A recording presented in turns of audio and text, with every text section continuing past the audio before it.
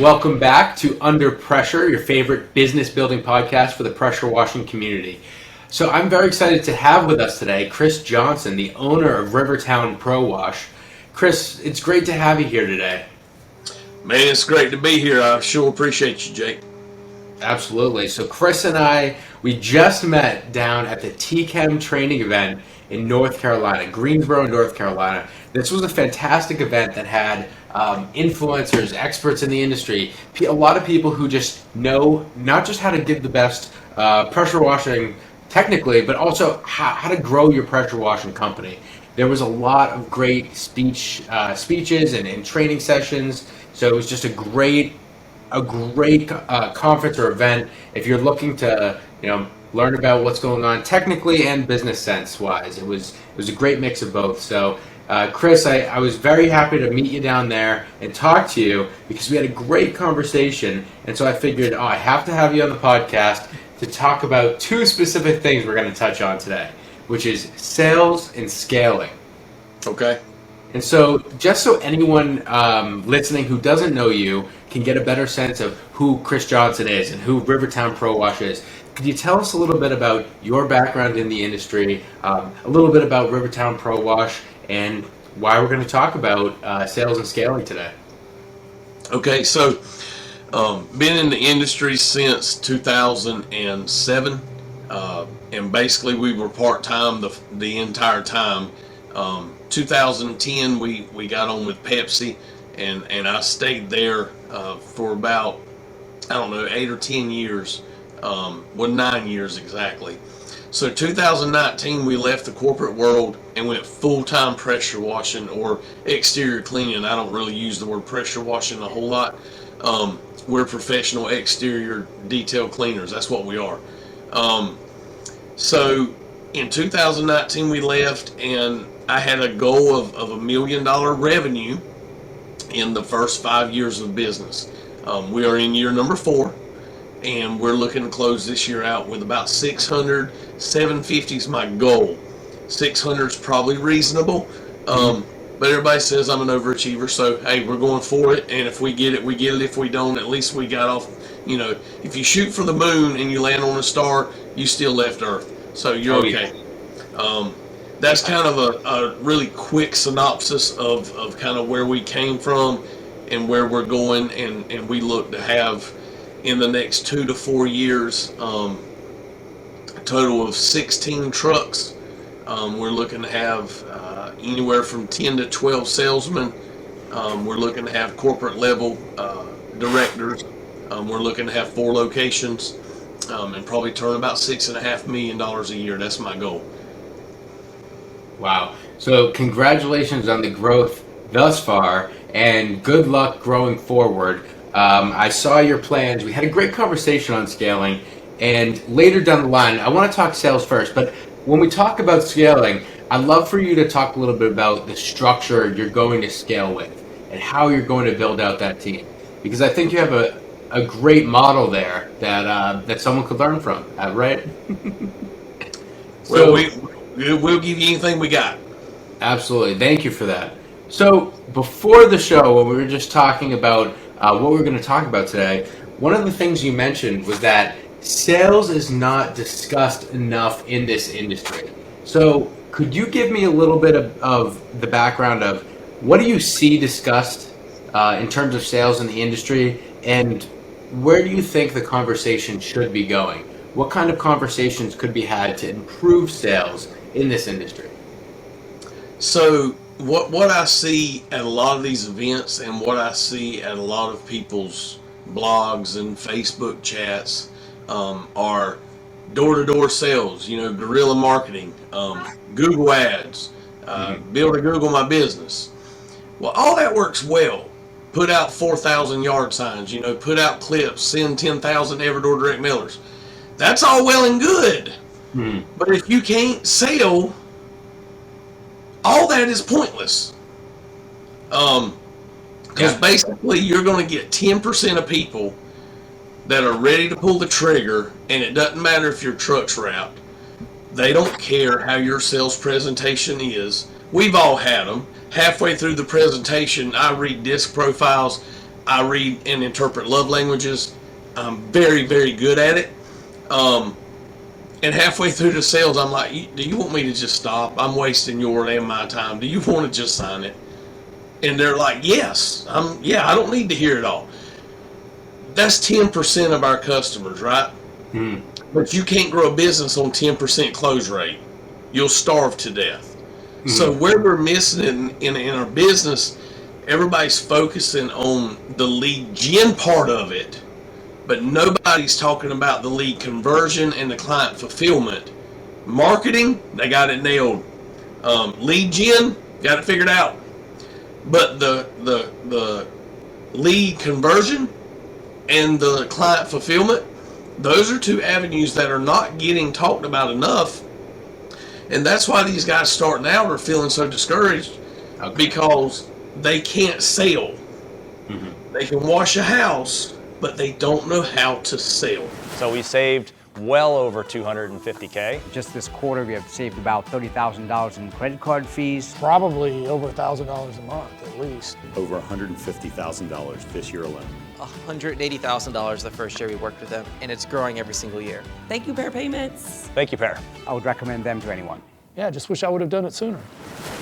So that is an excellent point, because I do go to a lot of these shows as well, and I see what you're saying. There is an emphasis on the lead generation, but what do you do when you get the lead? Right. So that's the question I'm going to posit to you now is, Chris, what do you do? How did you learn? And maybe go back in time and tell us, how'd that come about? How did you hone that skill? So I will give a lot of credit to Pepsi. You don't have to sell Pepsi, right? It's sugared water. It sells, it literally sells itself. It's not like everyone doesn't know what Pepsi is already. Right. Yeah, you're not introducing Pepsi to anybody. Yeah.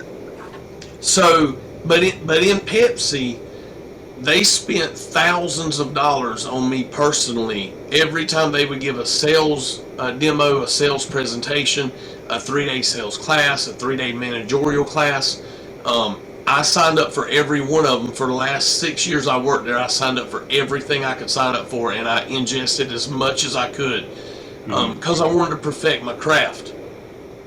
I listened to people like Zig Ziglar. I listened to people like Art Williams. I listened to these guys, and I just learned by trial and error how to sell. Sales is a game. And everything rises and falls. Some people say on leadership. I disagree totally. On a corporate level, yeah, the leadership, yeah, if he makes bad decisions, everything under him is going to crumble. But as far as day-to-day business, everything rises and falls on sales. Mm-hmm. If you have sales, it will make up for everything else. It will help the growth. It will help the bills get paid. If you don't have sales, then everything lacks behind it, even to the corporate level.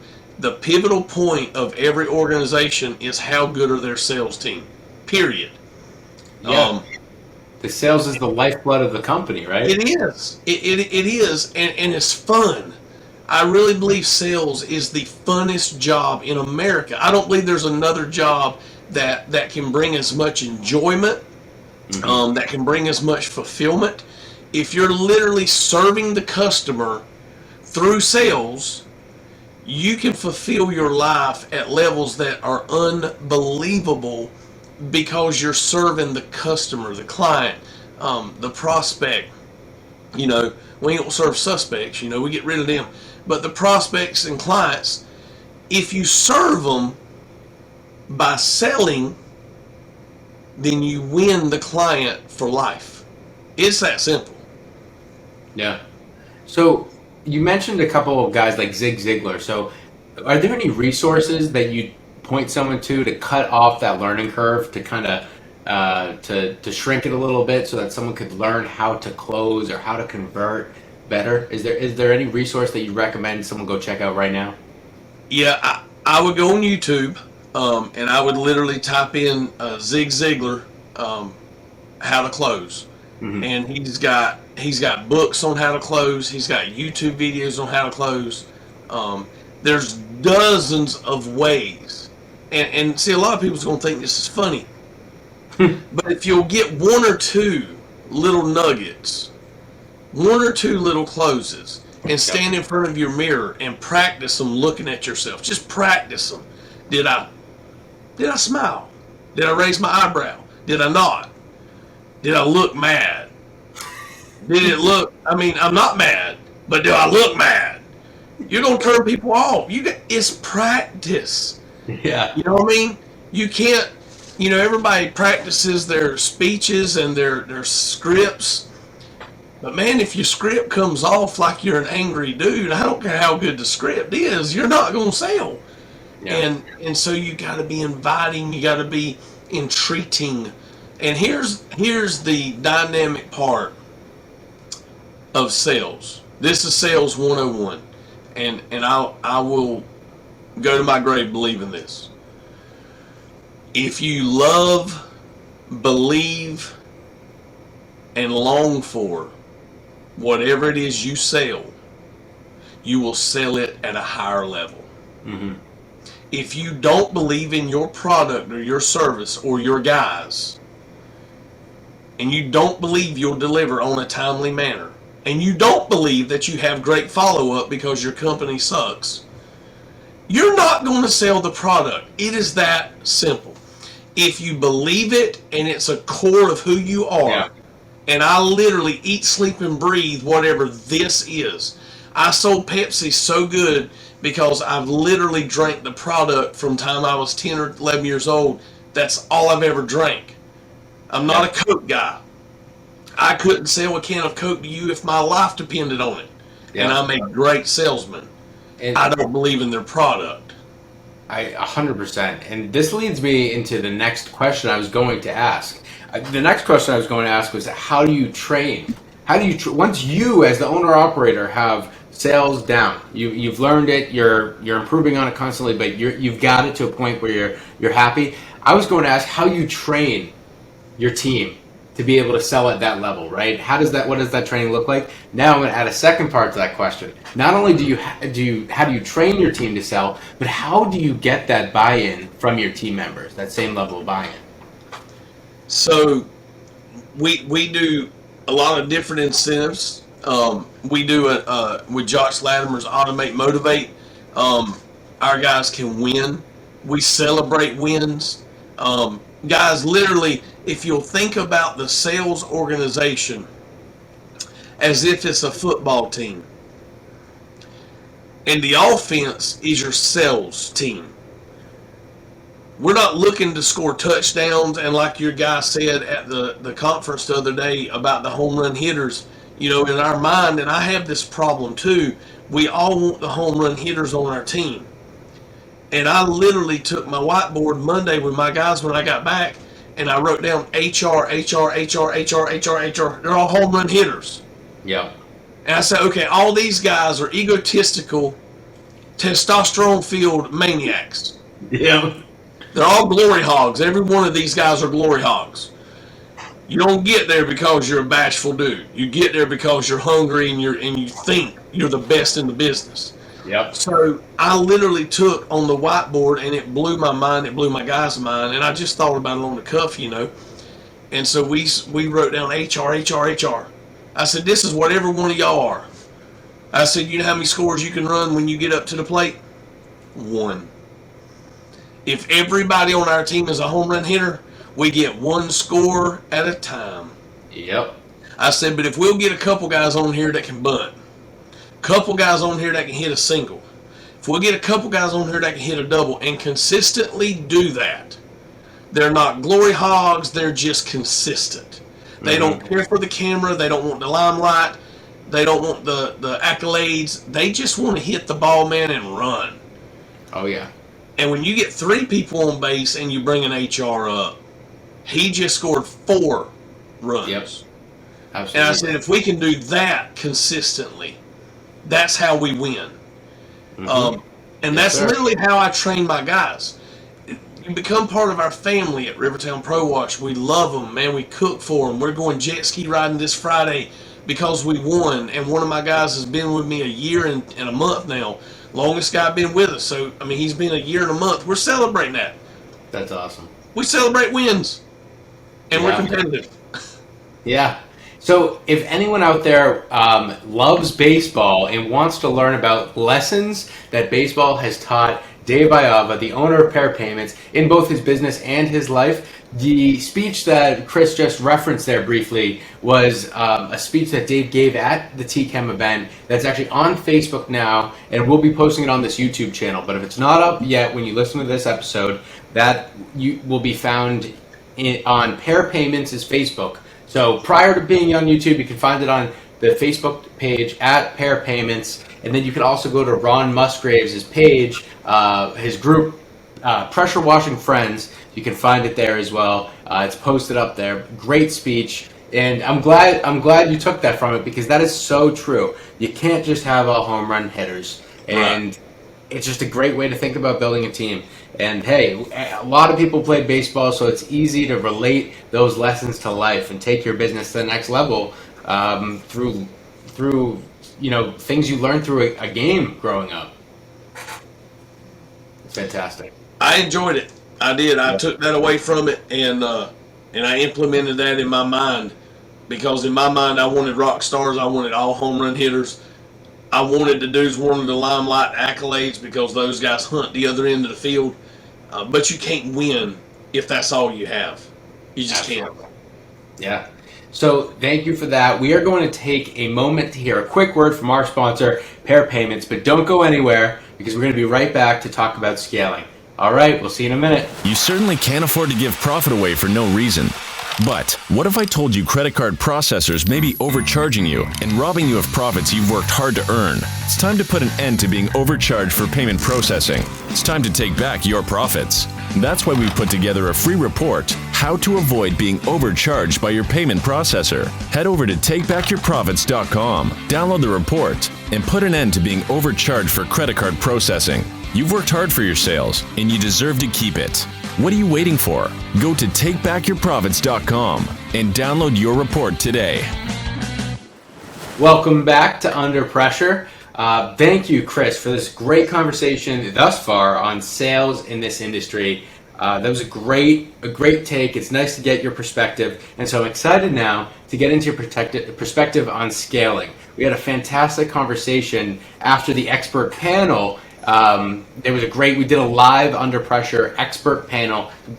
Some influencers in the industry, some great experts came up there, answered a bunch of questions. That'll be posted as well at some point. But we had a great conversation about scaling, and I saw what you're planning to do with your company, and so I wanted you to come on here to talk about that a little bit. Let's talk about your thoughts on scaling in the industry and how you're going to scale Rivertown ProWash. And I'm just going to let you have the floor to run with that, and if I have any questions along the way, I'll stop you for some questions. Okay. So when we left Pepsi Bottling Ventures in 2019, my goal, and this is honest truth, I told my wife if I could make $200 a day, we would be okay. We wouldn't lose anything. That lasted about a week. And then my goal went to 500 a day, 700 a day. Very quickly my goal changed when I realized the deep crevice that we had never seen before. And once I got a taste of how deep that really could go, and how much you could drill, and how much gold and iron ore would come out of that dirt, the more you tapped it, the sky's the limit. Yeah. That is a legit statement. There is nothing you cannot do in this country if you have a will, determination, and a willingness to learn and do. I just believe that. I've learned it over the last 4 years now, going into my 4th year of business, full time. That's kind of when we really started, was 2019 when we went full time. It became being real to me. So in 2019, we closed out the year, and I just want to pull up the numbers so I don't lie to you. It was, so by September My goal was 75,000. So we hit it, blew it out the water. I said, well, dog, I need to make another goal. I said, well, it's only September. We'll go to 100,000. Well, we hit 100,000 before December 1st. Wow. And I said, okay, let's go for 120. Well, we ended up at 116 in 2019. And prior to that, the most we had ever done was around 17 to 18,000 a year. Wow. With exterior cleaning. That's the catapult that really locked me into the scalable business mindset. And I started getting around people like Brandon Vaughn, Pat Clark, and learning this stuff and understanding business on another level. Hearing it at the corporate level through Pepsi is one thing, because it's their money, it's their marketing. It doesn't affect your nothing. It don't affect you when you spend $10,000 in marketing at Pepsi. It's minuscule. It's peanuts. Yeah, but when you spend it in your business, it'll make you cough and gag. So I learned to market at Pepsi, but I didn't learn how real the money was until 2019. Mm-hmm. We ended the year, our average ticket in 2019 was $370, which I thought was incredible. I'm telling you, I literally thought, we are hitting home runs, man. We're killing it. I'm an owner-operator. I'm out here. I'm pulling the trigger. Everything was great. 2020. Average ticket was $432. We ended the year with $232,000. I'm still pulling the trigger and doing all the sales. Mm-hmm. By the end of 2020, I was a basket case. I was stretched so thin I could not think straight. I did a little over $250,000 by myself, and I sold all of it. I answered the phones on the ladders. I answered the phones while I cleaned the roof. We did that, and it almost cost me a mental breakdown. Going into 2021, my wife steps in, and she become my office manager. Then we hired a gentleman, and he helped us last year. And that was kind of the first time we really started hiring. And so we went into the whole year, and we basically had a helper throughout the whole year, and then lead techs helping so I could sell more. So last year we ended up with 298 as our final year, 298,000. Our average ticket last year was 743. So I almost doubled my average ticket from 20. Now, get to this year. Last year we did 298. This year I'm full-time sales. I've really not pulled the trigger on a gun unless I just wanted to, like this morning. I just wanted to go do it. My guy's like, what are you doing? I said, I just want to wash a house, man. And I've had guys since January 1 all year. And here's how my numbers look this year. We're at 295,000. I'm only 3,000 less shy of prior year number in August. It ain't even August yet. In July, I will hit my August. By August 1st, I will hit prior year number. My average ticket this year. Are you ready? Okay. Ready? Are you sitting down? I'm sitting down. Are you listening?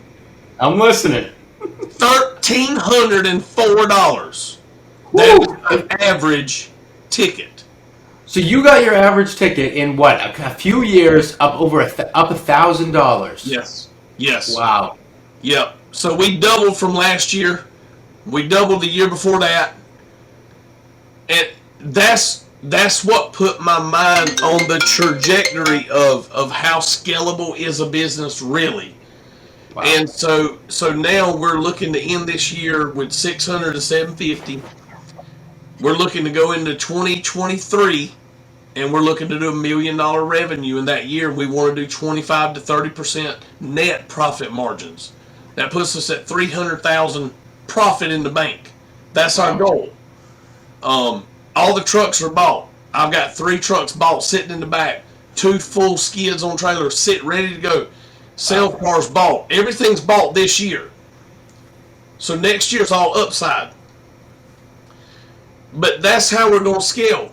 And when we break $1 million in what I call the East, this is our Myrtle Beach area, we're going to have a Northern Division, a Western Division, and a Southern Division, and the Eastern Division. We'll have 4 divisions.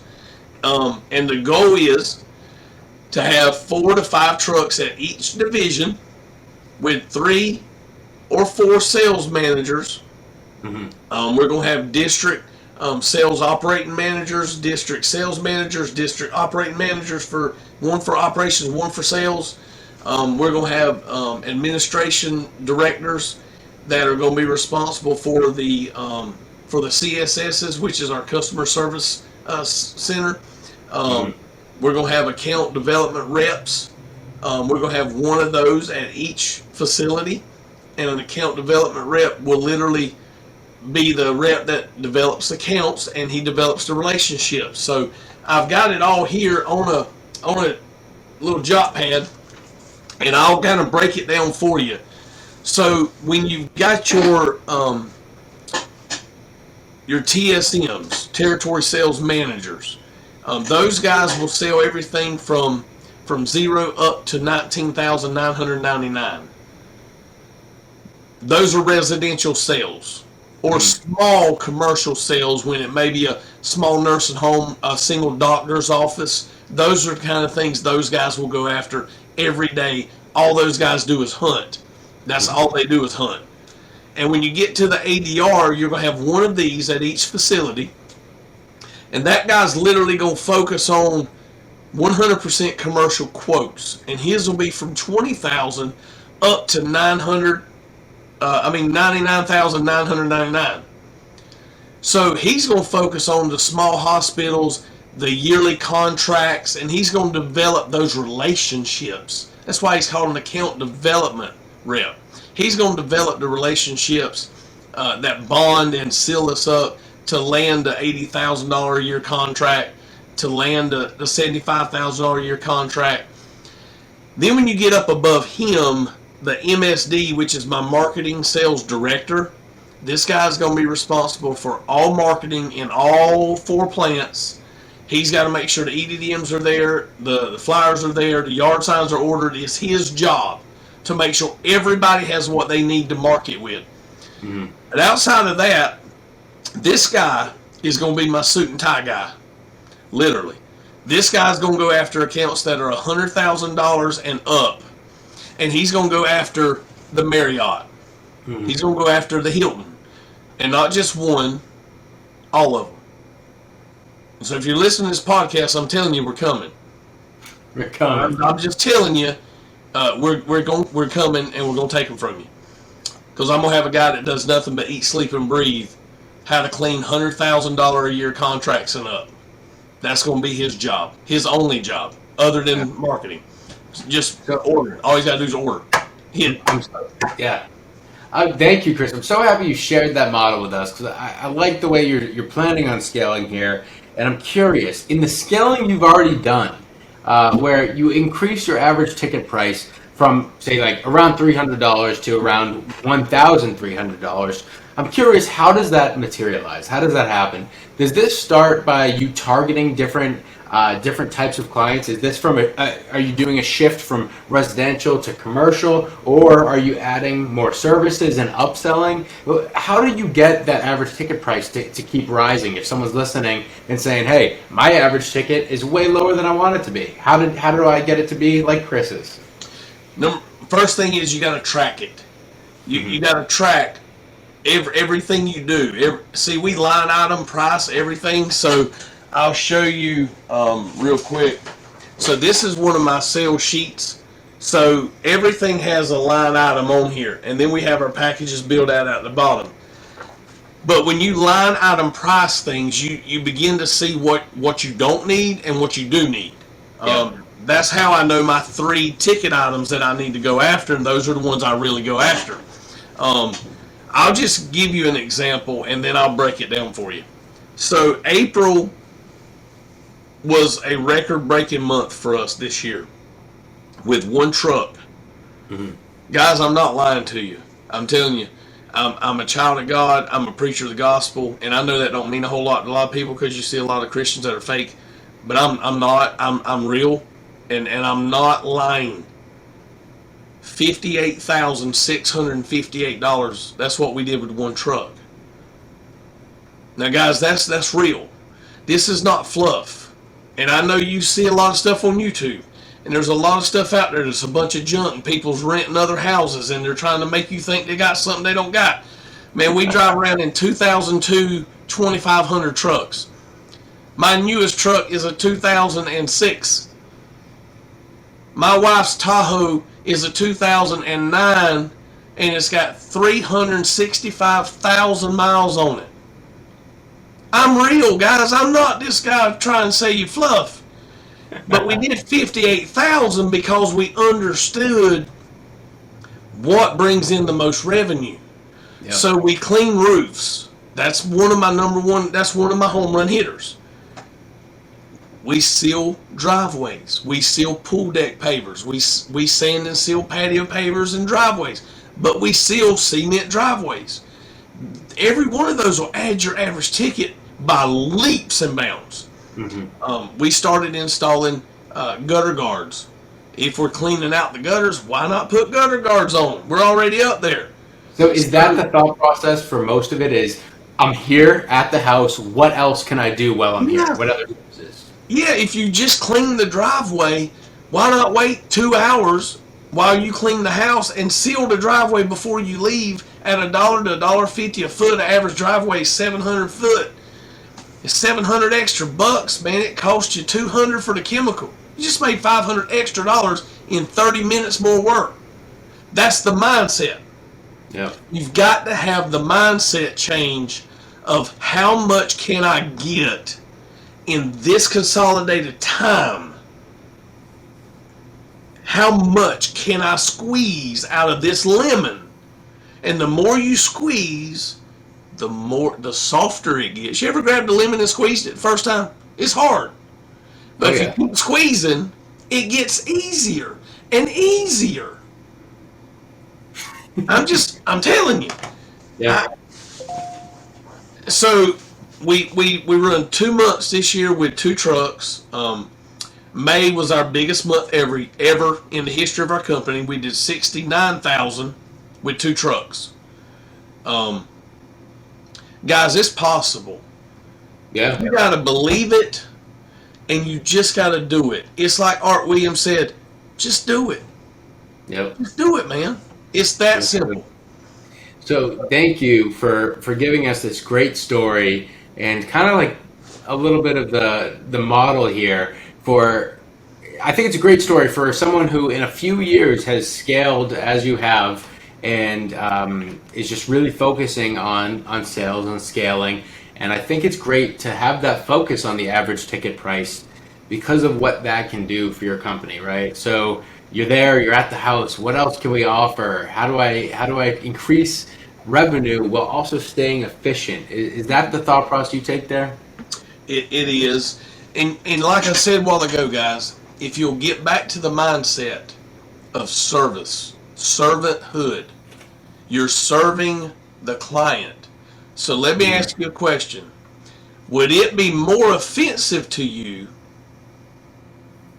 if I ask you on my paper, I put a line item on here for rust removal. If I were to put that on here at a $300 charge to remove the rust on the side of your house, would that be more offensive to you? Or would it offend you more if I knew how to remove the rust and I neglected to tell you that I could do that for you? Yeah. On your $400,000 house, I could fix it. Yeah. But I just chose not to tell you because I didn't want to offend you with a higher ticket price. Yeah, that I would absolutely be offended by the latter. Like you're there, you know how to do it. You're an expert. Do it. And that's the other thing too. Don't be afraid to ask. Right? You can't expect someone to know that you know how to do that, or they probably expect you to not. So I love that. Just tell people it's like ask, and you're not gonna make that sale if you don't at least educate the customer and let them know that these are services that you do offer. It's like this, okay? And listen, I could talk from now till Jesus comes. I'm telling you, I love it. I enjoy this stuff. I engage 100%. I'm very passionate about it. I want to motivate you. I want to get you thinking here, okay? Yep. If you really believe that your service is dynamic, it's the best and the customer could not live without it. If you really believe that, you're doing a disservice to your customers not to sell them everything you could do for them. Secondly, if you market and put out yard signs and throw clips and do every door direct mails, and you're not doing 5 rounds, and you're not telling the guy cutting his grass as you're driving down the road, if you're not literally putting your car in park, walking up, hey sir, I have a great thing, I need to give you one of my flyers. I know you're busy, but man, you call us anytime. I just want you to have this because it will help you so much. If you don't have that kind of belief, go work at Walmart. I mean, honestly, if you don't believe to that level, that I believe when I hand a man my marketing material, I'm serving him. And if he don't take my marketing material, he is giving a disservice to himself. That's how much I believe what I sell. I believe what we do. To that level in my core, that's what I believe. If you believe that, then you should give everybody you know a business card, everybody in Walmart line, because if you don't, you're not serving them. Yeah. Well, thank you so much, Chris. Thank you for this great perspective. That is a fantastic take.